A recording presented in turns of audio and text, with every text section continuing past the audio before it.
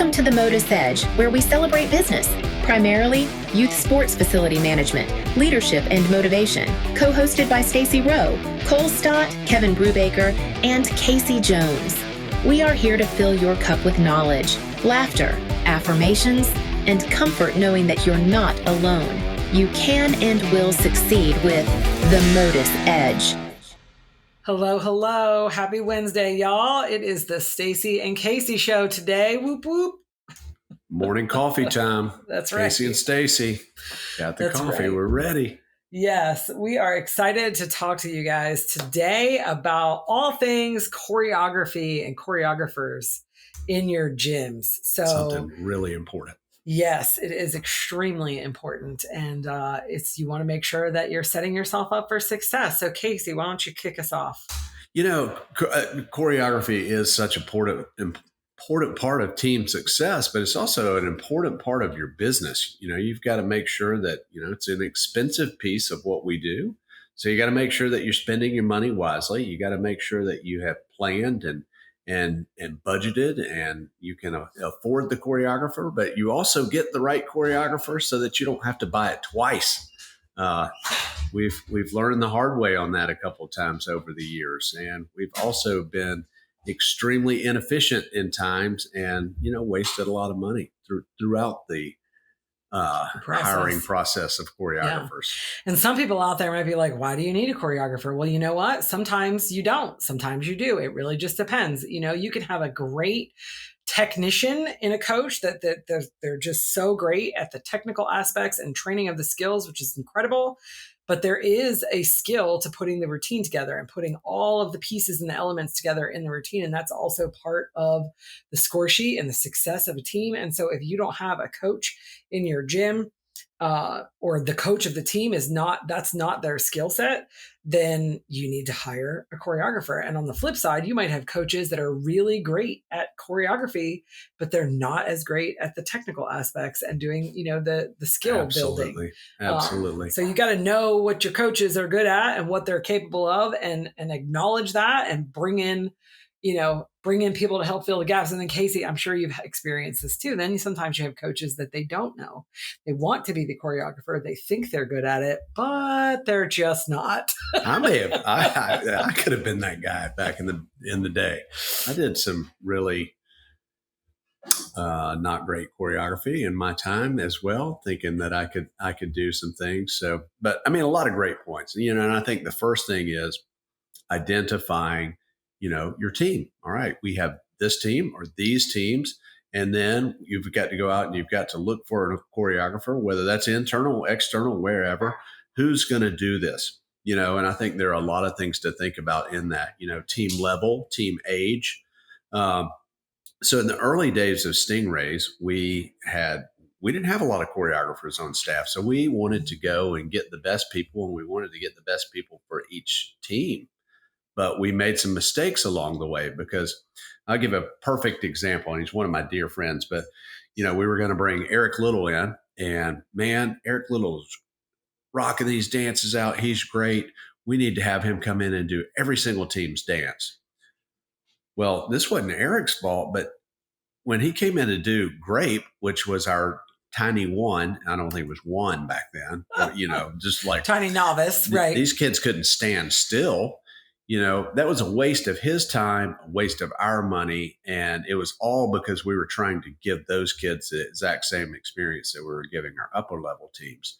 But it didn't fit, So you've got to, hey, what level is my team? What age, And the reality is, like, I want to go hire the best choreographer in the world. Well, do you have the best team in the world? And do they fit for each other? Because it's not a one size fits all. I know that that's a difficult thing, because we all have the best team in the world, right? But the reality is, if you're, some choreography can range in price, and it can be very expensive. And, you don't want to necessarily, just because you pay and hire the most expensive choreographer on the planet doesn't mean that your team is going to do any better than if you had hired, a much less expensive choreographer. And those are important things to consider when you are selecting that. And it's hard, I think, to acknowledge that sometimes. Like, what do you mean I don't have the best team in the world? Like, Well, this holds true for everything: choreographer, coach, athlete. If they want to be there, you're going to get a better product than if they don't. So it's important to make sure you've had the conversation with the choreographer and, hey, what levels are you comfortable with? What do you feel best at? What is what's your favorite age to work with? And where do you feel like your sweet spot is in working with the levels? And I feel like in today's age, the choreographers have everything in our business is far more professional than it used to be. 20 years ago, there were a lot of people that you may couldn't depend on, or you paid them the money up front. They might not show up. And not that that can't happen today, but I think it happens far less. And I do think that the choreographers are far more open and able to tell you what their specialties are, and then you've got to make sure that you match the right choreographer with the team. And then you've got to make sure, hey, does this budget work for our gym? Because there's multiple different ways of looking at it and making sure that you're being efficient. I think it's really important when you do speak with the choreographer that you get a full price, because typically there is going to be a choreography price. Hey, I'm going to charge you $3,000 to do this routine.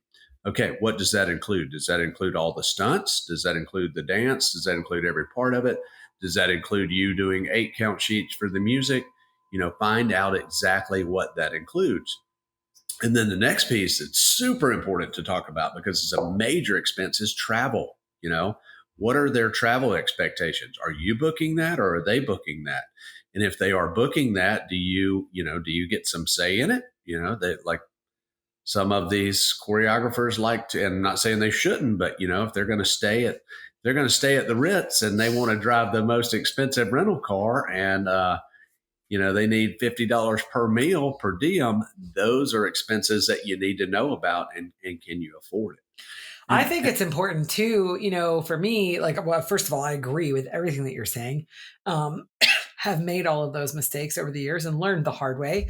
But I think it's important too to find a choreographer that fits your program as well. And, to me, and again, this is for you as a gym owner to decide what is important to you. But for me, it was always important.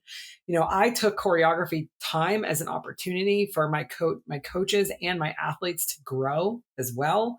A lot of times, to me, they're coming in for a handful of days, right? And if you can't come in to a program for a handful of days and bring a really positive vibe and great energy and really bring some excitement to the facility, then you're not the kind of person that I'm looking for then, because you're only there for a couple of days. It's hard to constantly repeat yourself to the same kids over and over and over and over for weeks and weeks and weeks on end, which is where coaches struggle. That's the difference between coaches and choreographers. But the choreographer should be able to come in and be on for a handful of days and then leave and be less agitated, and the kids too should be on their best behavior, and they want to grow and show off. And so it's an opportunity, I feel like, for your program to elevate. And then if the coaches are doing their job and paying attention and getting involved, they're learning as well. They're, little different tips and tricks, or maybe the choreographer got little Sally to do something different that you haven't been able to get her to do. And how did he or she do that? And so it's a growing moment. So I always look for people that kind of fit that culture and fit that mold. And if they didn't, and it was all about them, I think that's one thing too. And you find this sometimes in dance, and probably cheer too, but I definitely feel like you find it in dance. Choreographer comes in, this is my choreography, this is the song that I've picked, and this is the vision that I have. And it's a great song and it's a great vision, but it does not at all suit the children that they're choreographing for. And so it's all about me. This is my idea and my vision, and the world is going to talk about how wonderful this is. And they're not, because it's going to flop, because it wasn't the proper, idea for that group of kids. So what you're saying is Baby Got Back may not fit for the tiny team's dance. Correct. Or, if you're, yes, exactly. And just understanding, I look for people that are humble and about the growth of the program and the growth of the children, and want to see them achieve and want to see them get better, and are willing to say, okay, these are the kids in front of me. Now I'm going to create something for these kids. Not, this is the routine I brought with me and I'm just going to give it to you because this is what I did. These are the children. This is what I've got. Let's make the most of what I've got and standing in front of me. And that is when, I feel like you've really found a good choreographer. Well, I think you make a great point. And, the choreographers typically got, in my mind, 9 to 12 hours with a team, kind of over 2 to 3 days. So, it's 9 to 12 hours and then they're done. They're out the door usually, unless they're internal. And that can kind of be a make it or break it, especially if you're a smaller gym or a new team or something like that. So that experience is important. But with that, it also comes like us as gym owners and coaches also dictate a lot of that experience. Because if you bring that choreographer into an environment that's not great or they're not prepared for, hey, come into our hot gym. I need you to choreograph for these 16 kids, but there's only 12 here. And well, yes. And here's my daughter and she needs to be in the front. Like back in the day, I did do a fair amount of choreography, and that's what I would run into a lot is, I would show up to the gym and they weren't prepared for us. So, man, I feel like I've always been pretty positive and I could put a smile on my face, but not all choreographers could. And they get annoyed because you're asking them to do an impossible job. Agree. Create something over here that's not even standing there that you can look at because these 4 kids didn't show up today. Hey, sorry. So it is important to have the coaches ready. I know in our gym, we talk about, because kids are going to be missing. So we have a fill-in, we don't want to put that choreographer in a bad spot, but, and all those things, take care of the choreographer, make sure they're fed, make sure they've got water. Man, our environment at Stingrays is pretty crazy. It's always loud and ruckus. So we try to tell them up front and let them know what they're walking into. But also, really importantly, is your team ready for choreography? Because if they don't know, and this is the thing, you've got a lot of people that are new. If they don't know the verbiage, if they don't know how to do the basics in cheerleading, then it might not be time for them to get choreography yet, So, hey, we're going to schedule our choreography in June for every single team. That may not be a good idea. That may be a great idea for your senior team where most of the kids have been together for years, but it may be a terrible idea for one of your new youth teams that you haven't even put together stunt groups yet. So, yeah.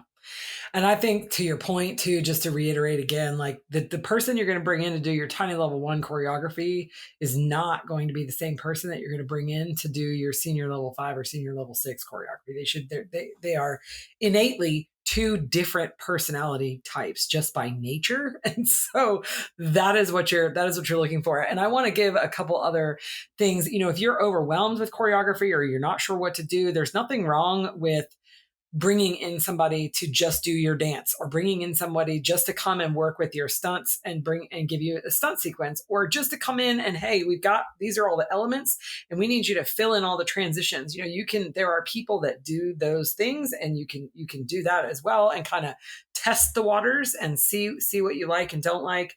And I think that that's a good way to kind of dabble in it and decide, what works best for you. So many specialists out there, and that's the thing, just got a budget for it, make sure that what, set that budget up front, and then you have to, for the most part, be able to stick to it. And then I would also recommend, putting a little extra in there if you need some extra. Guys, over the years, we've gotten some choreography, and it may not even be the choreographer's fault, but some things that we've had to redo, or we have to redo some music. And if you don't have that in the budget, that money's got to come from somewhere. And it's often tough to go and ask for the parents for, hey, I know we charge you this for choreography, but we need to charge you more. That doesn't put you in a really good position. So just, add that into your budget, prepare your coaches for it, build the relationships with these choreographers, because that's a huge thing. The reality is we've got people that have been doing choreography for us for the better part of a decade. We've got certain ones that they may come in and do a ton. We've got blessed to have a lot of teams. So they'll come in and do, 10 to 15 routines in one spot. And that leads to efficiency as well and travel, because, if I've got to fly somebody from the West Coast to the East Coast and they're coming in to do one team, then that one team has to, pay for all the expenses of that. If they can come in and do 4 or 5 teams, then those teams get to, split that cost. So the other thing too, I encourage people to, to ask questions. There's nothing wrong with saying, hey, I think I want to hire Casey Jones to do my choreography. Hey, Casey, what other teams have you done? Right.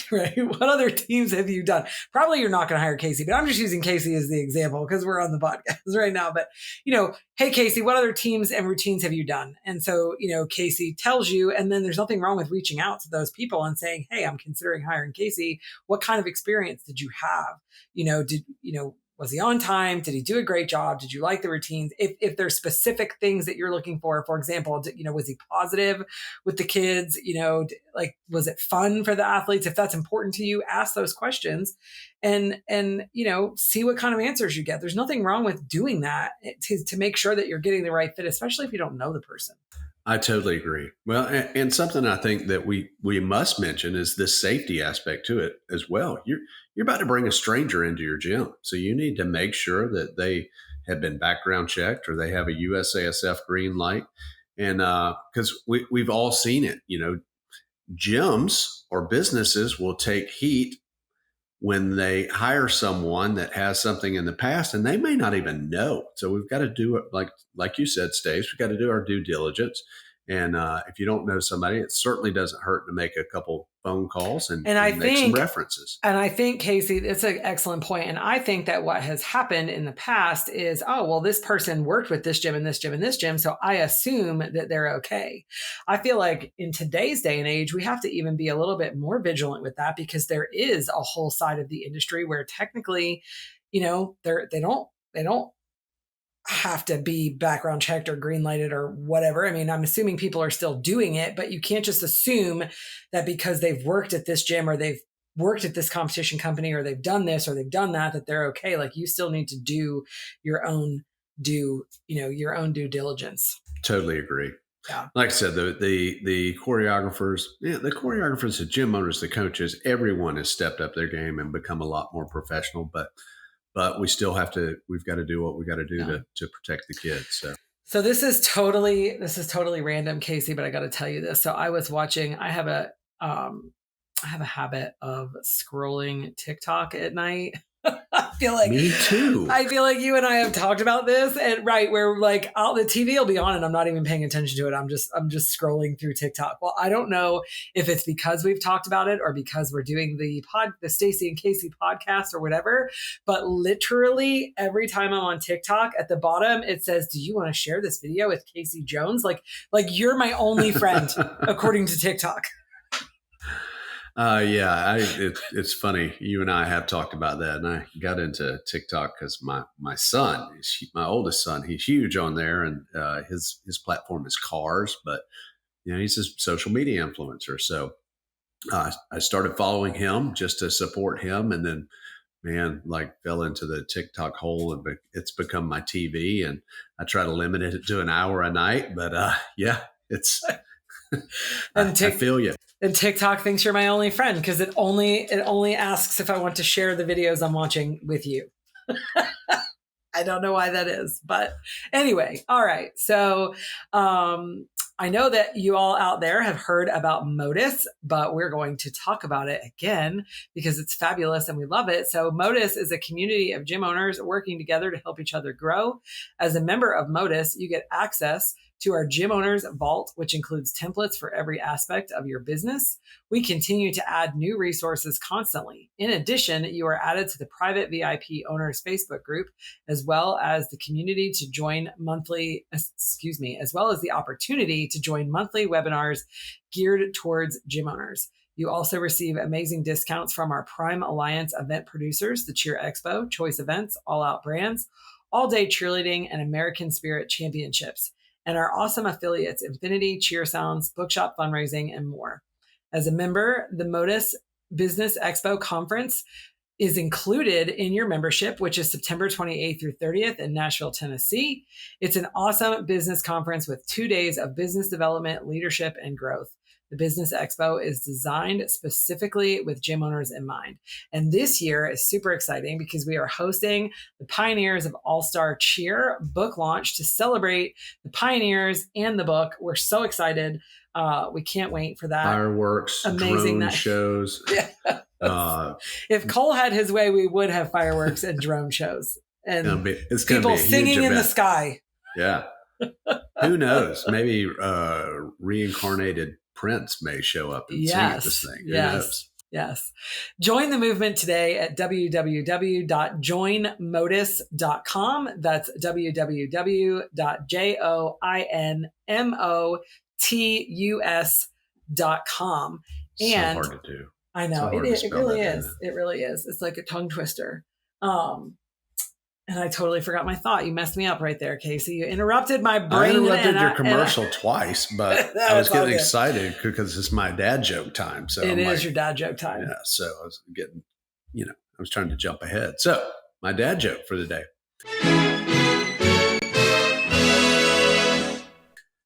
Why are skeletons so calm? I don't know why. Because nothing gets under their skin. That's a pretty good one today. I like that. That is a good one. That's pretty funny. Sure, everybody knows by now, but Stacy screens all of those. We don't get to tell all the jokes we want to. So, I mean, they're able to submit jokes if they want to the podcast, just like everybody else. Hey, and we've had some people do it. We have. I know. That's been pretty exciting. Send us your dad jokes. So there's a lot of those. That's what pops up on my TikTok now. It's dad jokes because we talk about it. So I haven't had dad jokes on my TikTok. I just have sharing my videos with you. It prompts me to do that. It's going to happen now that we're talking about it. There's actually 2 dads and they sit on the dock and they're really funny. So there's some good ones. That's hysterical. All right. So along with the choreography path, if you are making the choice to bring in a choreographer and that's what you've decided to do, there are ways to best prepare your staff, your coaches, and your athletes for the choreography to make sure that you get the most out of it. So Casey, why don't you share some thoughts on that? So once again, I think this is extremely important from making sure you get the best use of your time and your money. We've got a lot of coaches in our gym and they don't all fall into the same box. For us, it's really important that a coach can coach and do their job with autonomy. So they all have different needs. And like Stacy said, there are people on your staff that they may be really good at certain parts and not have those needs. And I know I can use a couple examples in our gym. Paige will go and lay out the skeleton of her routine and pretty much lay that out really early as she's starting to work with her teams. So she's looking for a choreographer that can come in and do the dance, add the fluff, and then work on some of the transitional elements for that.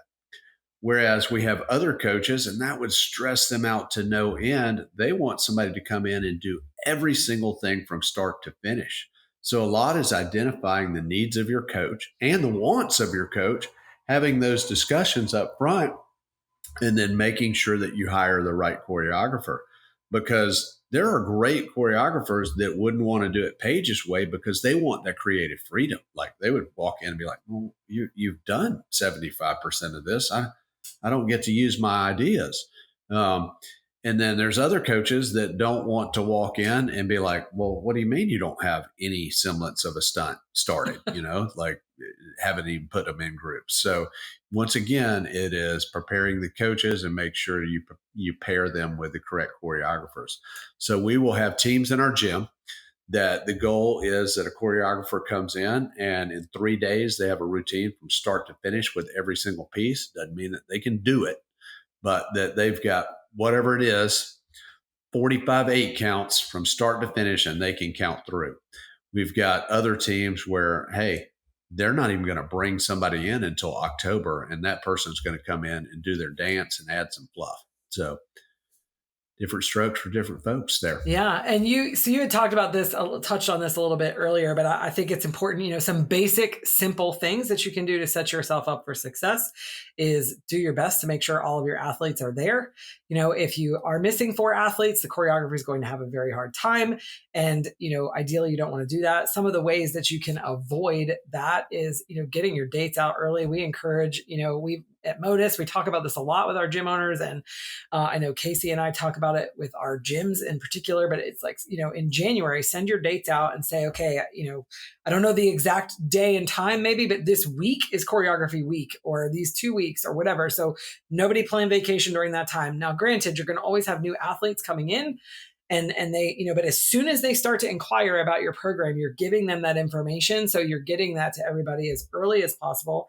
And like Casey said, you can't always avoid missing a kid or two. So you ask somebody else to come and be and stand in that child's spot so that the choreographer can do their job effectively. I think that's kids super love important. that too. Athletes love it. It doesn't matter the level. There are high level athletes that love to come and stand in on a lower level team. It's just, it's fun for them. I think it makes them better. I think it makes them better at choreography. Like, agree. Just get somebody to stand there. And there will be somebody will volunteer and try to be, I think the best, you can't always do this, but I think the most effective way to do that is if you're missing a flyer, try to have a flyer. If it's a back spot, try to have a back spot, try to have the same skilled job person, especially when it comes to stunting. Having your stunt groups in order and having stunted is usually a good idea. Before your choreographer comes in, and I say these things because I have witnessed this where the choreographer, or I've been the choreographer, and I'm like, what do you mean you don't have a stunt group and you've not done a stunt yet? Like, why am I here? So making sure that those things are, kind of checked off the boxes, that your kids know how to jump and they've done some jumps and, that kind of thing is usually generally helpful for a successful choreography. I once again, a long time ago, but I recall going into an office with a coach and, hey, I'm going to tell you what stunt I think y'all should do when you do have stunt groups, and I was there to do the choreography. Right. We're going to map out these eight counts of stunts that we can't even begin to do not one part of, so that is not today's cheerleading. So you got to make sure that you are prepared for that. Yeah. Another funny story. This just hit my head. I will never forget this as long as I live. I went to do a gym's choreography, and there was a group of us from Stingrays, and this was the early days, and we went, and we were probably halfway through, maybe a day and a half in, and the gym owner pulled me in. I was kind of the leader of the group and pulled me in. It's like, yeah, we got a little problem here. The coaches they don't really like what you guys are doing. They really wanted more of a Georgia All-Stars style and feel. And I just put my hand on my head. I was like, why didn't you hire the Georgia All-Stars? Like we're Stingrays and right. We look a certain way. So once again, knowing what that look and feel that you want, if you do really clean traditional style cheerleading, then hey, I might hire somebody for Stingrays. If I want, a theme, probably not hiring somebody from Stingrays. Yeah. I think too, Casey, I don't know if you've ever run into this or not, but I think it's important too, as the gym owner, to set the expectations for your staff, for your coaches, like what is expected of them as coaches and at their choreography. And I know this is a question that a lot of gym owners have asked me before. basically they're like, I'm paying, the kids are paying all this money for this choreographer to come in.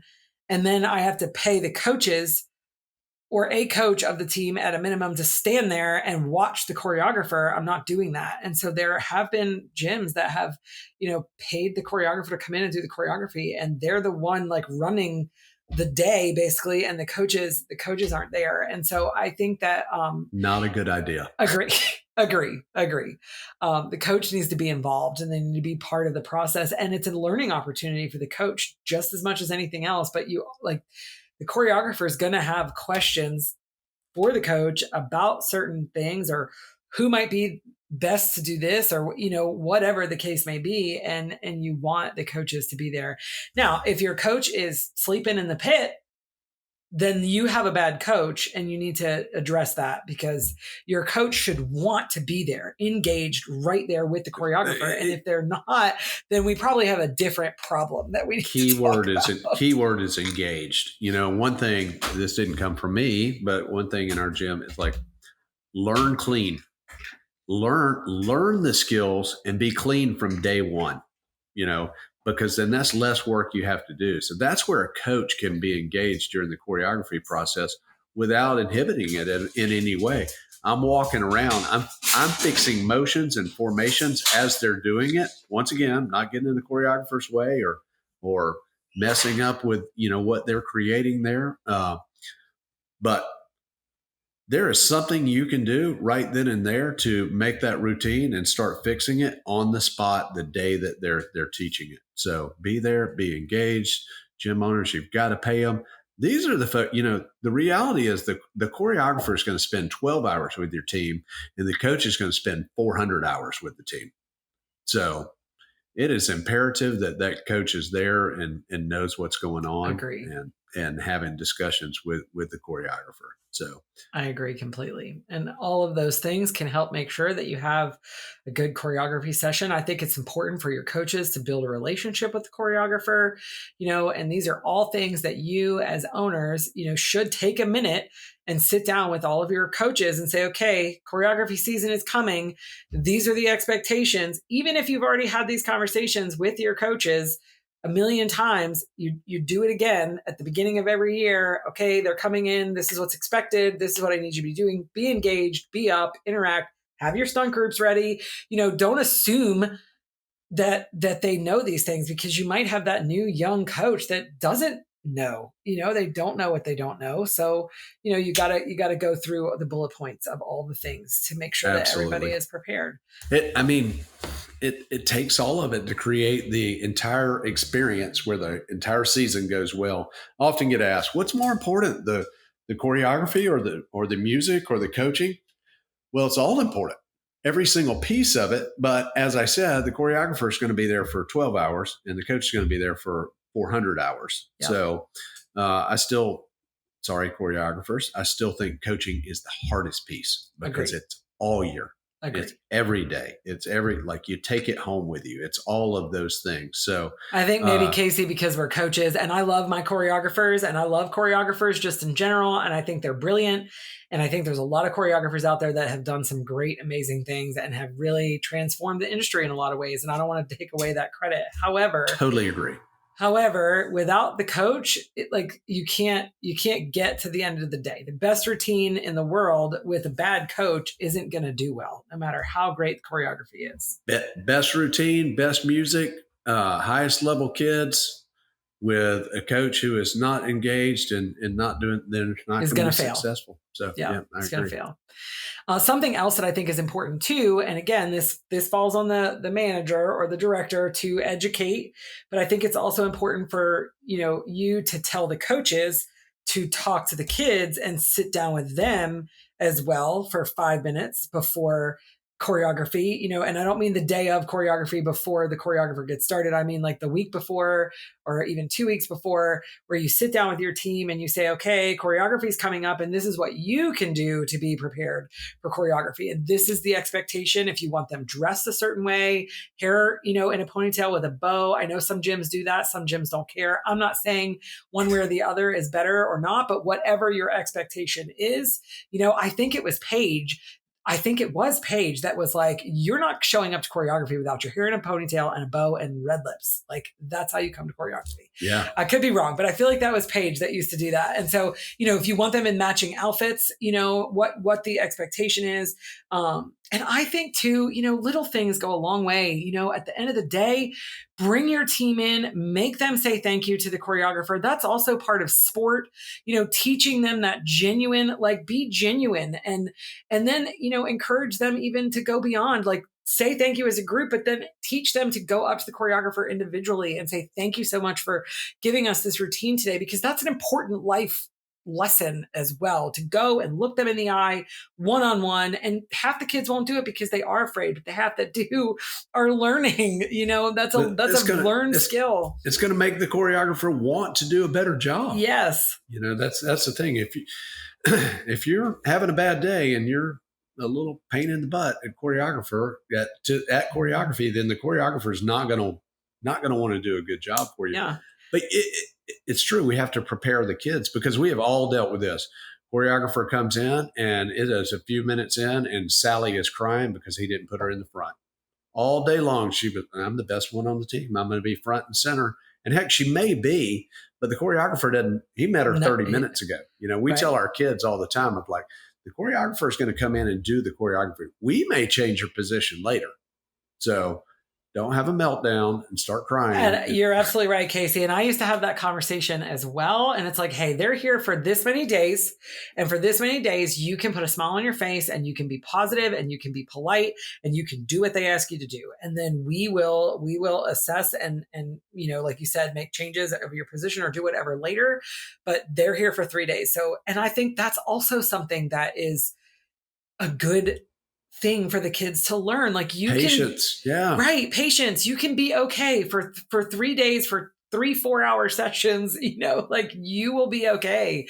And you don't have to have a meltdown. And it's all right that you feel that way, like not trying to negate that, but we can still be positive and have a good attitude and get through this together. And I say that sometimes too, like I would say that to my kids as well, just because not every choreographer is sunshine and roses. And I mean, I could be, I don't know, this might be stereotypical, but I feel like the better the choreographer, the less tolerant they are of things, because they have an expectation. Like, I'm working with the highest level athlete and I expect you to be on point. And if you're not on point and you're not listening and you're not picking up fast enough, like, I'm moving on. And there are people that are that way, and preparing the kids for that too. Like, look, it doesn't mean that they don't like you, and it doesn't mean that you're a terrible athlete. Again, they're here for 3 days. Like, it'll be okay. They got to get the job done. Correct. I'm going to love you for the other 432 hours that you're here. Like, let's not let the 12 hours that they're here define you or your season. Well, you said one other thing that brought up one more thought, and then I think we can wrap it up. But they're there for a session of 4 or 5 hours. Also, make sure to set the kids and the choreographer up for success, because I've seen this too. Oh my goodness, these kids are melting down. They can't do anything. They can't even follow any instructions right now. They're laying on the floor. Well, they've been here 10 hours. You haven't fed them. You haven't given them adequate water breaks, no snacks, and they're 6. What do you expect? Right. Yes. Oh, that's so true. That is so true. Oh, I appreciate that. On that note, we'll go into our Simon Sinek quote of the day, which is, value is something people feel, not something we tell them that they get. Love that. Value is a huge thing that is, I don't know, for me, like I have all these little sayings like, buy nice, not twice, and I think that provided that you can afford something, that value, like if I can afford it and I'm going to wear it out and I'm going to use it and it's worth it, then the value is there. So there's a monetary value, and then there's all these different types of value, but I don't know, I'm kind of talking all over the place with this, but I think it's important, like, especially in what we do, or it's expensive to do cheerleading. It's expensive to do any sport, but is the value there? And if it is, then the parents are going to continue to do it and support it. I know I have with my children, and I know you have with yours as well. And I think personally that the value is in the lessons. And sometimes those lessons aren't easy. to be learned. Sometimes they're tough. Sometimes they're difficult. Sometimes it's sad, hard for the athlete to learn, but the value is in the lessons. It is okay. We learn through adversity, and it is okay to learn to struggle through adversity and come out the other side. And there is value in that, and that makes kids stronger. And there is a way to do that is positive and loving and encouraging. And that is part of life, and it makes them a stronger and better adult. And so I think the value is in the lessons. And unfortunately, I feel like in today's day and age, even in our staff, like people are afraid to teach those lessons because they don't want to hurt anybody's feelings.